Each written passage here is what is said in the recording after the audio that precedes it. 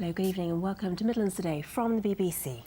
And we start tonight with news that the BBC has announced cuts and job losses across the region as part of a plan to make 20% savings. There's been criticism that it'll reduce the importance of Birmingham as a media centre, with most national programmes moving from the city. Our business correspondent Peter Plisner has been looking at what the cuts will mean for viewers and for listeners. World News on BBC2. Digesting the news, BBC staff were today glued to TV sets as the corporation's Director General Mark Thompson revealed the scale of the cuts to come. After weeks of rumour, speculation and leaks, the shape of a future BBC is now becoming clear. We have some new technologies and some amazing new broadcasting and production centres. Our new centre in Salford, BBC North, and the new broadcasting house. Those centres mean that we can reduce our property footprint and we can make programmes and also support programmes in a much more efficient way. The cuts are needed because of a 6-year freeze in the BBC licence fee. It's meant the corporations had to find savings of up to 20%. It's a process that's involved thousands of members of staff in a BBC-wide consultation called Delivering Quality First.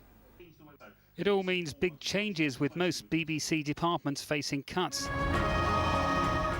In the West Midlands, most national TV and radio production will cease, ending a long tradition of making programmes in Birmingham for a long time at Pebble Mill.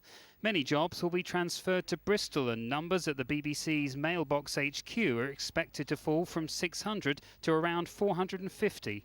Well, this has been a difficult day for a lot of staff at BBC Birmingham, but ultimately this is about the way we spend a licence fee and spending it as wisely and efficiently as possible by putting teams together in fewer centres. But there will still be lots to be proud of at BBC Birmingham in terms of the Archers, our partnership with the University of Birmingham and the Drama Village, and Doctors, Land Girls is being produced here. But civic leaders say it's yet another nail in the coffin for Birmingham's status as the UK's second city. Apart from being disappointed, it's a slap in the face for the major population. We're 5 million people within the conurbation. More than that, we all pay our BBC licence fee, and yet we know that we get a disproportionately lower amount of funding for our programming. What impact do you think that will have around Birmingham and the West Midlands? Outside Birmingham, around 30 jobs will go at local radio stations across the region. The BBC wants them to share programmes and presenters at certain times of day and reduce administration and engineering costs. There are also changes at the region's current affairs show Inside Out. Its budget's being cut by 40%. Jobs will be lost and the programme will be merged with a similar operation in the East Midlands. Although deep cuts had been expected, many BBC staff were still shocked. I think a lot of people expected a big announcement today, but nothing could prepare you for actually hearing it. I think I really feel for all the people that have got families here, that have built up their lives here over the last kind of 15 years. It's really bad for the Midlands, and ultimately I think it's really bad for the BBC. Media experts say it all adds up to a sad day for broadcasting and creativity in the region. Well, I think it's a bit of a crying shame for not only the BBC and its talent base and its staff, but also for the city of Birmingham and beyond. To lose network television commissioning from the city and the region is a great loss to those people, but also to the representation of the city on network television. In addition to the cuts, the BBC has committed to further investment in some areas, including money for business reporting and specialist journalism. Well, Peter joins us now from outside our studios at the Mailbox in Birmingham. Peter, when will all this happen? Well, there is going to be a public consultation which will last until December. It's going to ask viewers and listeners their thoughts on the on-air changes. Things like job cuts don't need a public consultation.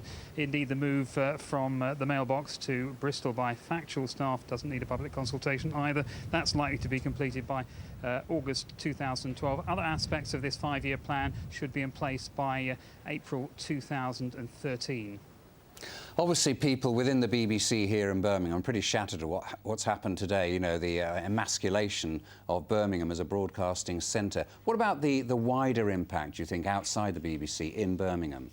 Well, obviously there will be a supply chain into the BBC. Local companies will be supplying goods. A lot of what the BBC buys is centrally procured, so it could come from anywhere in the country. But like a car factory, there will be a supply chain, and that supply chain will be affected. Also, having less people in the office behind me will mean fewer people buying things in the shops, in the mailbox and around, and eating in the restaurants. Peter, thank you.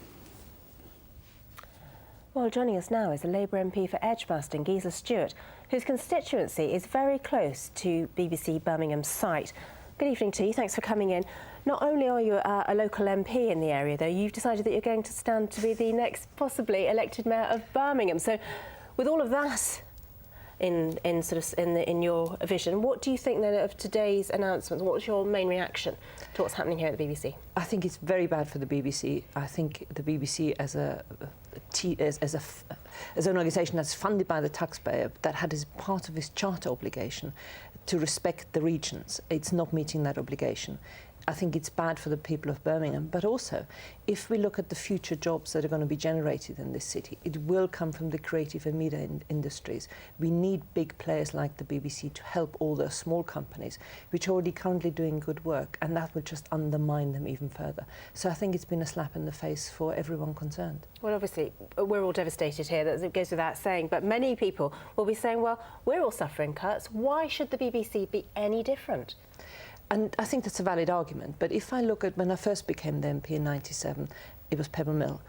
It was extraordinary production going on, and over the year, every time anything happens in terms of reductions, the West Midlands and Birmingham in particular get disproportionately hit.